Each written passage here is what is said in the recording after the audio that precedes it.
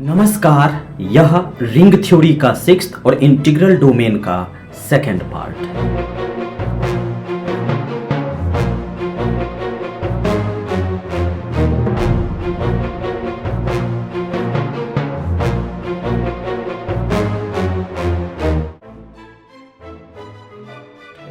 और इस पार्ट में हम डिस्कस करेंगे कि अगर आपके पास गॉसियन इंटीजर मोडुलो n, जी हां, ZNI, जिसको हम ऐसे डिफाइन करते हैं a plus iota b where a and b belongs to Zn। ठीक है, अगर ये रिंग है तो क्या यह हमेशा इंटीग्रल डोमेन होगा?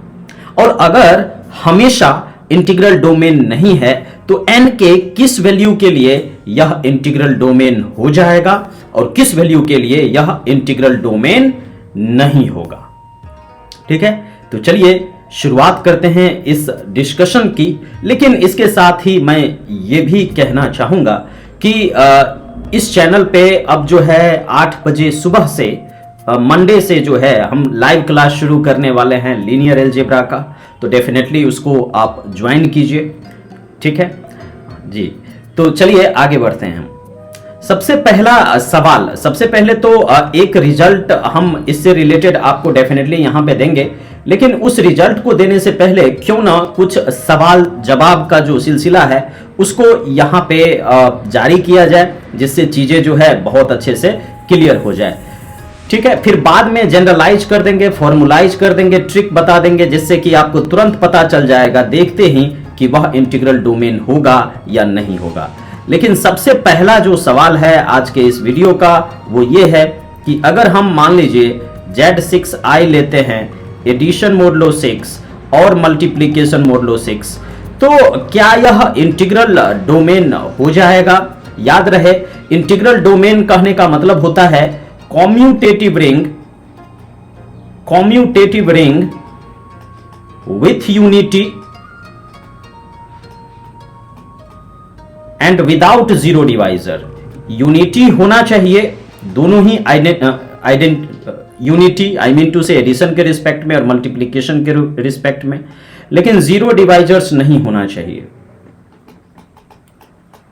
ठीक है, तो अब अगर यहां पे हम Z6I में बात करें तो Z6I से अगर हम बात करें तो नॉन जीरो एलिमेंट्स ले सकते हैं। जैसे कि अगर हम 2 लेते हैं Z6I से, ठीक है, और 3 लेते हैं, ये दोनों अगर नॉन जीरो एलिमेंट है Z6I में, ठीक है, तो अगर हम इस दोनों का प्रोडक्ट करें तो क्या मिलेगा? 2, यहां पे प्रोडक्ट मतलब मल्टीप्लिकेशन मोडुलो 6 और 3, तो 2 3 जा 6 डिवाइडेड बाय 6, तो रिमाइंडर क्या आ जाएगा? 0। ओके, तो क्योंकि यहां पे जीरो डिवाइजर्स मिल गया, क्योंकि दो नॉन जीरो का प्रोडक्ट 0 आ गया, तो यहां से क्या क्लियर हुआ कि इट कंटेन्स जीरो डिवाइजर। यह जो है जीरो डिवाइजर्स को रखता है, और क्योंकि जीरो डिवाइजर्स को रखता है देयरफॉर नॉट एन आईडी, इसीलिए यह इंटीग्रल डोमेन नहीं है। चलिए कुछ और सवालों का जो सिलसिला है उसको जारी रखते हुए अगला जो सवाल है वो ये है कि अगर हम मान लीजिए कि Z2I लेते हैं with respect to addition modulo 2 and multiplication modulo 2, तो क्या यह इंटीग्रल डोमेन होगा? क्या यह इंटीग्रल डोमेन हो जाएगा? सबसे पहले अभी मैन्युअली चेक कर रहे हैं, लास्ट में एक ट्रिक, एक रिजल्ट बता दिया जाएगा जिससे कि आप डायरेक्ट आंसर बता सकते हैं। लेकिन शुरू में हमें एक अच्छी कोशिश कर लेनी चाहिए। Z2I को अगर यहां पे हम लिखने की कोशिश करेंगे तो इसके एलिमेंट्स क्या होते हैं? A प्लस आयोटा B, और यहां पे A और B कहां से? Z2 से आएंगे। Z2 में क्या सब है? या तो 0 है या तो 1 है, तो A और B दोनों अगर 0 ले लेंगे तो 0 आ जाएगा। A बराबर 1, B बराबर 0 ले लेंगे तो 1 आ जाएगा। A बराबर 0 एंड B बराबर 1 लेंगे तो I आ जाएगा। A और B दोनों 1 ले लेंगे तो ये क्या आ जाएगा? 1 प्लस I। ठीक है, तो इस तरीके से अगर हम बात करें तो 0 1 आयोटा एंड 1 प्लस आयोटा, ये हमारा यहां पे क्या है? रिंग है। ठीक है, अब यहां से ये देखना होगा कि क्या यह जीरो डिवाइजर्स को रखता है, is it contains zero divisor. तो यहां पे अगर हम 1 प्लस आई लेते हैं एलिमेंट किससे, Z2i से, और इसको खुद के साथ जब हम मल्टीप्लाई करते हैं तो हमें क्या देखने को मिलता है, 1 इंटू 1 यानी कि 1, 1 इंटू आई यानी कि i, 1 इंटू आई यानी कि i, एंड फिर i इंटू आई यानी कि -1। तो यहां से ये कैंसिल हो जाएगा और ये i प्लस आई है तो ये हो जाएगा क्या, i प्लस आई, तो ये हो जाएगा 1 प्लस 1 इंटू आई। और यहां पे देखिए मॉडुलो 2 है, ठीक है, Z2 है तो एडिशन मॉडुलो 2 है, तो 1 प्लस 1 2 डिवाइडेड बाई 2, तो क्या हो जाएगा ये 0। तो यहां पे हम क्या देख रहे हैं कि इस दोनों का जो प्रोडक्ट है वो क्या है, जीरो एलिमेंट है। तो इसीलिए ये जो है क्या जीरो डिवाइजर्स को रखता है, इट कंटेन्स जीरो डिवाइजर, और क्योंकि यह जीरो डिवाइजर को रखता है इसीलिए ये क्या, नॉट एन इंटीग्रल डोमेन, इसीलिए यह इंटीग्रल डोमेन नहीं है। जो भी जीरो डिवाइजर को रखेगा वह इंटीग्रल डोमेन नहीं होगा, है ना। चलिए अगला जो सवाल है वो मैं यहां पे आपसे पूछता हूं, ठीक है। अभी तक तो दो जो थे वो इंटीग्रल डोमेन नहीं हुए थे, लेकिन क्वेश्चन नंबर 3 में जब हम बात करते हैं Z3i की with respect to addition modulo 3 and multiplication modulo 3, तो ये जो है इसमें ये जो है कॉम्यूटेटिव रिंग विथ यूनिटी है, पहले प्रीवियस लेक्चर्स में हमने डिस्कस किया हुआ है ना, 6th लेक्चर है, यह प्ले लिस्ट बना हुआ है, देख सकते हैं। कॉम्यूटेटिव रिंग विथ यूनिटी, ठीक है, कॉम्यूटेटिव रिंग विथ यूनिटी है यहां पर। अब इसके अंदर जीरो डिवाइजर है या नहीं है इसको पहले चेक कर लेते हैं, लास्ट में ट्रिक भी बताएंगे, आप लोग टेंशन मत लीजिए। अब सबसे पहले देखिए, अब ये कहने के लिए कि Z3 के पास, Z3i के पास कोई भी जीरो डिवाइजर नहीं है, इसके लिए क्या करना होगा, इसके एलिमेंट्स को सबसे पहले लिखना होगा। इसका एलिमेंट किस टाइप का होता है, a plus iota b such that a b belongs to Z3। तो यहां पे Z3 में क्या सब आ जाएगा, 0 1 2, ठीक है। अब यहां पे क्या करेंगे, डिफरेंट कॉम्बिनेशंस ले लेके हमें चीजों को लिखना होगा यहां पे, ठीक है। जैसे कि 0 ले लेते हैं a और b दोनों के जगह पे, तो 0 आ जाएगा, a के जगह पे 0, b के जगह पे 1, तो आयोटा आ जाएगा, a के जगह पे 1, b के जगह पे 0, तो 1 आ जाएगा। तो इस तरीके से हम क्या कर सकते हैं, इसके सारे एलिमेंट्स को यहां पे लिख सकते हैं, 0 आयोटा 1 2, उसके बाद 2 आयोटा 1 प्लस आयोटा, उसके बाद 1 प्लस 2 आयोटा, उसके बाद 2 plus iota and 2 plus 2 iota. All right, तो इस तरीके से हम इसके सारे एलिमेंट्स को यहां पे लिख सकते हैं, ठीक है। अब इस सारे एलिमेंट्स का यूज करके हम क्या करेंगे, एक केले टेबल बनाएंगे, ठीक है, कंपोजिशन टेबल ऑफ। और कंपोजिशन टेबल जो बनाएंगे यहां पे, कंपोजिशन टेबल ऑफ, तो किसका बनाएंगे, नॉन जीरो एलिमेंट्स का बनाएंगे, क्योंकि हमें यह देखना है कि यह कंटेन करता है जीरो डिवाइजर को या नहीं करता है, ठीक है। देखिए यहां पे जो केले टेबल हमने यहां पे बनाया है ये नॉन जीरो एलिमेंट्स के लिए बनाया है, ताकि हम ये देख सकें कि अगर दो नॉन जीरो एलिमेंट लेते हैं और उसका प्रोडक्ट करते हैं तो हमें नॉन जीरो ही मिलता है, तब ना कहेंगे कि इसमें जीरो डिवाइजर्स नहीं है और Z3i वो हो जाएगा। क्योंकि जीरो डिवाइजर्स का डेफिनेशन क्या है, नॉन जीरो एलिमेंट्स लेना है, इसलिए केले टेबल में से जीरो हटा दिए। अब केले टेबल को भरेंगे कैसे, फिल कैसे करेंगे, देखिए 2i है और ये 1 प्लस 2i है, तो 2i इंटू 1 ये हो जाएगा 2i एंड प्लस ये देखिए 2 2 जा 4, अब 4 को कर देंगे 3 से डिवाइड तो रिमाइंडर बचेगा 1 और i इंटू आई स्क्वायर बराबर क्या, -1। तो यहां से ये क्या हो जाएगा 2i -1, यहां से ये क्या हो जाएगा 2i -1। और क्योंकि यहां पे -1 किस चीज को इंडिकेट करता है, इनवर्स ऑफ 1 को, और इनवर्स ऑफ 1 हम कहां ढूंढ रहे हैं, Z3 में। तो Z3 में 1 का इनवर्स क्या होगा, 2, तो इसको हम लिख सकते हैं 2i + 2। तो इसीलिए यहां पे जो भराएगा 2i + 2, क्योंकि देखिए 2i - 1 जो है इसमें से कोई एलिमेंट्स नहीं है ना। एक्चुअली ये अगर यहां पे हम लोग देखें तो सारे के सारे जो एलिमेंट्स है वो तो इस Z3i विदाउट 0 के ही होने चाहिए। तो 2i - 1 के रूप में लिखना सही नहीं लग रहा था, क्योंकि 2i - 1 कोई नहीं है, लेकिन 2 + 2i यहां पे है, तो ये हो जाएगा 2 + 2i। तो इसी तरीके से अब आप इसको फिल कर सकते हैं, जैसे 1 × 1 तो 1 ही होगा, है ना, 1 × i तो ये तो i ही होगा। तो ये आप जानते हैं कि ऊपर वाले में तो सब एज इट इज जो है वही, क्योंकि 1 से सबका काम हो रहा है। ठीक है, इस केले टेबल को फिल कर सकते हैं आप आसानी से, क्यों, क्योंकि 2i × 1 2i, 1 + i × 1। ठीक है, यहां पे तो कोई दिक्कत ही नहीं है, 2 + 2i।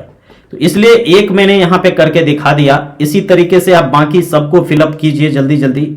ये हो जाएगा 1, ये हो जाएगा 2i, ये हो जाएगा i, ठीक है, ये हो जाएगा 2 + 2i, ये हो जाएगा 2 + i, ये हो जाएगा आपका 1 + 2i, मल्टीप्लाई कर करके देखिए 1 + i। ठीक है, जैसे ये 2 + 2i को 2 से मल्टीप्लाई कीजिएगा तो ये हो जाएगा 2 × 2 = 4। अब 4 को किससे, 3 से डिवाइड करेंगे, क्योंकि मोडलो 3 में देख रहे हैं, तो रिमाइंडर बचेगा 1। अब फिर यहां पे 2 × 2 = 4 × i, तो 4 मतलब क्या, 1। 4 का मतलब Z3 में क्या है, 1, क्योंकि 4 को 3 से डिवाइड करेंगे तो रिमाइंडर बचेगा 1, तो ये 1 + i। इस तरीके से आप इस टेबल को जब फिल करेंगे, पूरा भर देंगे, तो आपको पता चलेगा कि अगर आप कोई भी दो नॉन जीरो एलिमेंट ले रहे हैं, for any non zero element in Z3i, ठीक है, कोई भी नॉन जीरो एलिमेंट जब आप Z3i में ले रहे हैं तो उसका जो प्रोडक्ट होगा a × b होगा, ये भी नॉन जीरो होगा। इसीलिए आपका जो Z3i है ये क्या हो जाएगा, इज एन इंटीग्रल डोमेन। इसीलिए यह क्या हो जाएगा, एक इंटीग्रल डोमेन हो जाएगा। ठीक है, तो यहां पे अभी तक जो चीजें हमने देखी कि Z6i इंटीग्रल डोमेन नहीं होता है, Z2i इंटीग्रल डोमेन नहीं होता है, लेकिन Z3i इंटीग्रल डोमेन हो जाता है। तो अब यहां पे सवाल है कि भाई कोई एक ऐसा रिजल्ट बताओ जिससे कि ये क्लियर हो जाए कि ये इंटीग्रल डोमेन होगा या नहीं होगा। तो अब मैं यहां पे एक रिजल्ट डिस्कस कर देता हूं। उस रिजल्ट को अगर आप याद रखेंगे तो आप इसके बारे में आसानी से कह पाएंगे। जैसे यहां पे नोट में आप उसको लिख लीजिए। ठीक है, अगर इफ 4 डिवाइड्स p - 3, अगर 4 p - 3 को डिवाइड करेगा, देन ये जो है ZPi, ठीक है, then ZPi is an integral domain. तो उस केस में ZPi इंटीग्रल डोमेन हो जाएगा, अदरवाइज नहीं होगा। यहां पे 4 को p - 3, 4 से p - 3 जो है वो डिवाइड हो जाना चाहिए। अगर वैसा होगा तब ये इंटीग्रल डोमेन हो जाएगा। जैसे अगर आपसे कोई पूछ ले Z7 with respect to addition modulo 7 and multiplication modulo 7, क्या यह इंटीग्रल डोमेन है? ठीक है, तो आप सबसे पहले क्या, अब यहां पे Z7 with respect to addition modulo 7 and multiplication modulo 7, इसके बारे में कोई पूछे क्या यह इंटीग्रल डोमेन है, तो इसके लिए क्या करेंगे, 4 देखेंगे कि ये जो 4 है वह इस p = 7 - 3 इसको डिवाइड करता है कि नहीं। तो हम यहां से देख पा रहे हैं कि 4 को डिवाइड करता है, बात सही है, इसीलिए ये क्या हो जाएगा, इंटीग्रल डोमेन हो जाएगा। Therefore this is an integral domain, इसीलिए यह क्या हो जाएगा, एक इंटीग्रल डोमेन हो जाएगा। अब लेकिन देखिए यहां पे ये प्राइम था 7, तो ये इंटीग्रल डोमेन हो गया। लेकिन अब अगर मैं आपसे ये पूछ लूं कि Z13i with respect to addition modulo 13 और मल्टीप्लीकेशन मोडुलो 13, क्या यह इंटीग्रल डोमेन होगा? Will it be an integral domain? तो आपका जवाब क्या होगा? ये इंटरेस्टिंग है। यहां पे अगर मैं बात करूं तो एक बार फिर से 4 आप करोगे, और 4 किसको, p यहां पे क्या लेना है, 13, तो 13 एंड -3, तो ये हो गया 4 डिवाइड्स 10। ये संभव है? नहीं संभव है। 4 10 को डिवाइड नहीं करता है, इसीलिए ये नॉट एन इंटीग्रल डोमेन, इसीलिए यह इंटीग्रल डोमेन नहीं होगा। लेकिन अगर यह इंटीग्रल डोमेन नहीं है तो जीरो डिवाइजर्स होना चाहिए, इट कंटेन्स जीरो डिवाइजर, ठीक है। और अगर जीरो डिवाइजर इसके अंदर होगा तभी तो ये इंटीग्रल डोमेन नहीं है। तो वो जीरो डिवाइजर क्या है, तो आप देख सकते हैं यहां पे कि इसमें 2 + 3i इसका एलिमेंट है ना, और 2 + 10i भी इसका एलिमेंट है। कैसे? ये तो गॉसियन इंटीजर मोडुलो n का डेफिनेशन आपको मालूम है, a + bi के फॉर्म में लिखते हैं हम, ठीक है। तो यहां पे a और b जो है Z13 से लेना पड़ेगा। तो यहां से हम क्या देखते हैं कि ये 2 + 3i एंड 2 + 10i, इसका प्रोडक्ट अगर आप निकालना चाहें 13i के रिस्पेक्ट, 2 2 जा 4 है ना, और उसके बाद 2 10 जा 20 को 13 से डिवाइड करेंगे तो क्या हो जाएगा 7i। उसके बाद फिर यहां पे 3 2 जा 6i, और उसके बाद 3 10 जा 13, 3 10 जा 30 का स्क्वायर यानी कि -30, क्योंकि +30 का 30 इंटू आई स्क्वायर, तो आई स्क्वायर -1 होता है, तो -30 हो जाएगा। लेकिन -30 को जब हम 13 से डिवाइड करेंगे तो 30 को जब 13 से डिवाइड करेंगे तो रिमाइंडर में क्या आ जाएगा 4, क्योंकि मल्टीप्लीकेशन मोडुलो 13 के रिस्पेक्ट में देख रहे हैं। तो इससे इसका गेम ओवर। और यहां पे देख लीजिए ये हो जाएगा क्या 7 + 6, तो ये हो जाएगा 7 + 6i, और यहां पे जो प्लस है ये एक्चुअल में क्या है एडिशन मोडुलो 13, तो ये हो जाएगा कितना 7 + 6 13 डिवाइडेड बाय 13, तो रिमाइंडर क्या हो जाएगा 0। तो यहां से हमने क्या देखा 2 + 3i जो कि एक नॉन जीरो एलिमेंट है, 2 + 10i जो कि एक नॉन जीरो एलिमेंट है, लेकिन जब दोनों को मल्टीप्लाई किए तो हमें एक जीरो देखने को मिला। इसका मतलब यह क्या है कि जीरो डिवाइजर्स को कंटेन करता है, इसका मतलब यह इंटीग्रल डोमेन नहीं है, नॉट एन आईडी। तो अब मैं एक सवाल आपको यहां पे दिए जाता हूं और आपको कमेंट सेक्शन में बताना है कि is Z17 with respect to addition modulo 17 with respect to multiplication modulo 17 क्या यह इंटीग्रल डोमेन होगा? अगर हो जाएगा तो क्यों?